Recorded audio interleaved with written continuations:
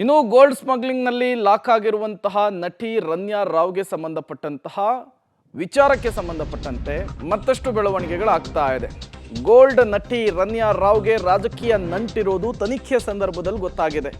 ಸಚಿವರು ಪ್ರಭಾವಿಗಳ ಜೊತೆಗೆ ಅತ್ಯಂತ ಆತ್ಮೀಯ ಒಡನಾಟವಿತ್ತಂತೆ. ಜೋರಾಗಿಸ್ತಾ ಇದೆ ಇದೇ ವಿಚಾರ ರಾಜಕೀಯ ಜಟಾಪಟಿಯನ್ನ. ಕೈಪಡಿಯಲ್ಲಿ ಇದೇ ವಿಚಾರ ಈಗ ಆತಂಕಕ್ಕೂ ಕೂಡ ಕಾರಣವಾಗಿದೆ.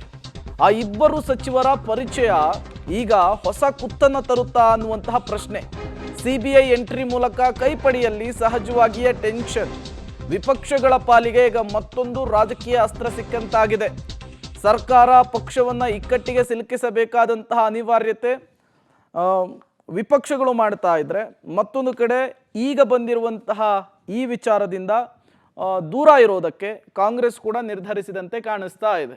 ಯಾವಾಗ ಗೋಲ್ಡ್ ಸ್ಮಗ್ಲಿಂಗ್ ಕೇಸ್ನಲ್ಲಿ ನಟಿ ರನ್ಯಾ ಲಾಕ್ ಆದ್ಲೋ, ಆಕೆಯ ಲ್ಯಾಪ್ಟಾಪ್, ಮೊಬೈಲ್, ಬ್ಯಾಂಕ್ ಡೀಟೇಲ್ಸ್ ಎಲ್ಲವನ್ನೂ ಕೂಡ ಜಾಲಾಡಿದಾಗ ಈಕೆ ತುಂಬ ಪ್ರಭಾವಿ, ಈಕೆ ರಾಜಕಾರಣಿಗಳ ಜೊತೆಗೆ ಸಚಿವರುಗಳ ಜೊತೆಗೆ ಆತ್ಮೀಯ ಒಡನಾಟವನ್ನು ಇಟ್ಕೊಂಡಿರುವಂತಹ ವಿಚಾರ ಗೊತ್ತಾಗಿದೆ. ಇದೇ ವಿಚಾರವೂ ಕೂಡ ಈಗ ವಿಪಕ್ಷಗಳಿಗೂ ಕೂಡ ಗೊತ್ತಾಗಿರೋದ್ರಿಂದ ಇದೇ ವಿಚಾರವನ್ನು ಇಟ್ಟುಕೊಂಡು ಆಡಳಿತ ಪಕ್ಷದ ವಿರುದ್ಧ ಮುಗಿಬೀಳ್ತಾ ಇದ್ದಾರೆ. ನಿನ್ನೆ ಅಧಿವೇಶನದಲ್ಲೂ ಕೂಡ ವಿಚಾರವನ್ನು ಪ್ರಸ್ತಾಪಿಸಿದ್ದಾರೆ.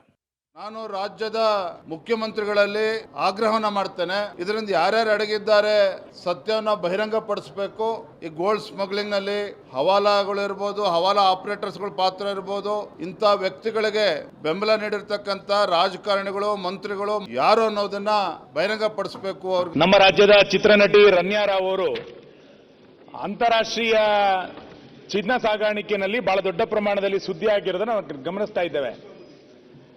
ಒಂದು ಅಂತಾರಾಷ್ಟ್ರೀಯ ಮಟ್ಟದಲ್ಲಿ ಒಬ್ಬಳು ಚಿತ್ರನಟಿ ದುಬೈನಿಂದ ಬೆಂಗಳೂರಿಗೆ ಬರಬೇಕಾದ್ರೆ 14 ಕೆಜಿ ಚಿನ್ನವನ್ನ ವಶಪಡಿಸಿಕೊಂಡಿದ್ದಾರೆ ಅಂತೇಳಿ ಪತ್ರಿಕೆಗಳಲ್ಲಿ ವರದಿಯಾಗಿತ್ತು.